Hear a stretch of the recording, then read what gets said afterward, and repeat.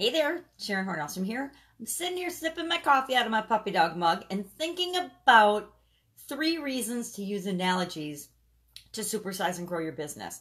Now, you might love analogies, you might hate analogies. I have mixed feelings about them because there's some analogies that we make with respect to our businesses and our lives that I love, and there's other ones that I just don't get. There's some that I think people do a terrific job using, and there's other ones, again, yeah, you lose credibility with people because they know that you haven't had that experience, and so you're making comparisons that you aren't credible in making. And that's just from a personal standpoint. I've experienced that, and I'm like, yeah, I get it, but that story doesn't really work for you. Now, why do you want to use analogies, and why are they so powerful in helping you to supersize and grow your business? I want to share 3 reasons that I use them and why I like them.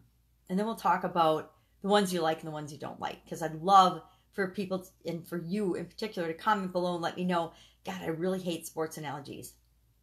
I don't hate them. I just don't get them. I understand the comparison to teams and things, and going for a goal like a Super Bowl ring or thing. But for me, it's hard to relate to sports analogies because I'm not an athlete. I'm not a great sports person. I don't watch sports. And so for me, that's a stretch. And for each of us, depending on who your audience is, who you're talking to, you'll pick and choose different analogies that work for you. But why do you want to use them? Well, number one, because people get them. People understand them. Just like stories, it is a way to connect with people at a level that you couldn't normally reach them necessarily otherwise. Because each of us, when we're talking to people and communicating, whether in our businesses or our life, we need to communicate with people on different levels. There's our reptilian brain, which is our basic needs. We have to speak to those first when we're talking to people. Then we have to make sure that we're speaking to our mammalian brain or our mid-level brain, where love and relationships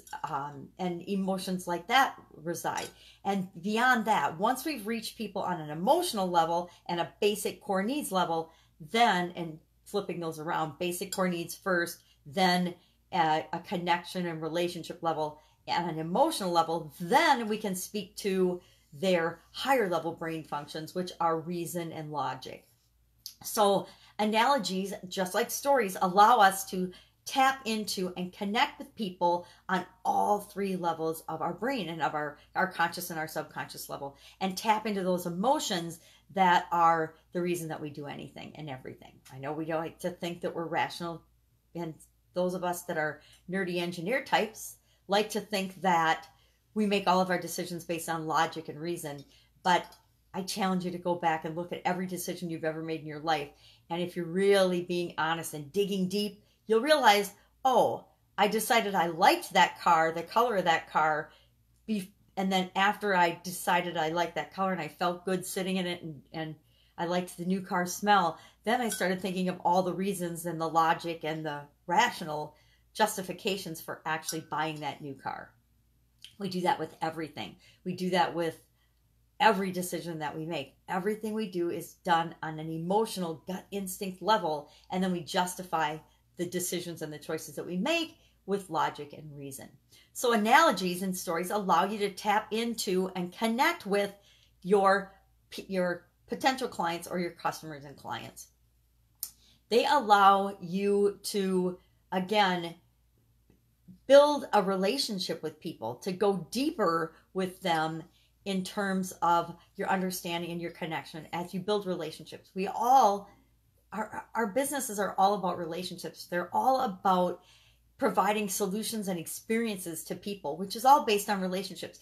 Analogies and stories allow us the opportunity to relate to people and help them to have the epiphanies and the ideas and the opening up of their thought processes in order to even consider what it is and the solution to the problem that they state that they have or that we're trying to help them solve.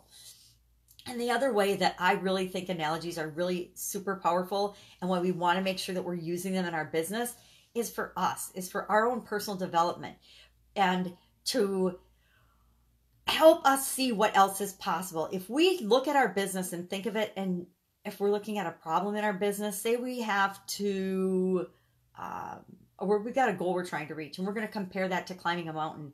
by going through the exercise of comparing what we're trying to do and achieve to climbing a mountain, it helps us to be more creative, to think outside the box, to open up our mind to the different possibilities, the different ways that we could solve problems for ourselves and for our customers and clients. And the better we get at, and the more open we are to seeing more solutions and different solutions for our customers, the better we can serve them. So it's all about using analogies to help us think creatively to find more solutions and more options and more ways to serve. So now I want to know, what are your favorite and least favorite analogies that you apply to your business? Some of the ones that come to mind immediately for me are raising kids or raising a family, fishing, sports analogies. I already touched on those a little. Climbing a mountain, I just chatted about that. Dating, sex, and relationships are always great for the whole relationship aspect and building a business and creating customer relationships.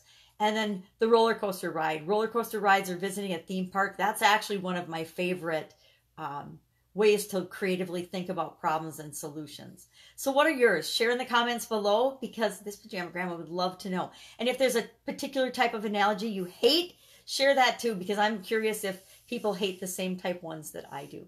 All right, go out and make it a fantastic day. And I'll, of course, see you tomorrow. Bye.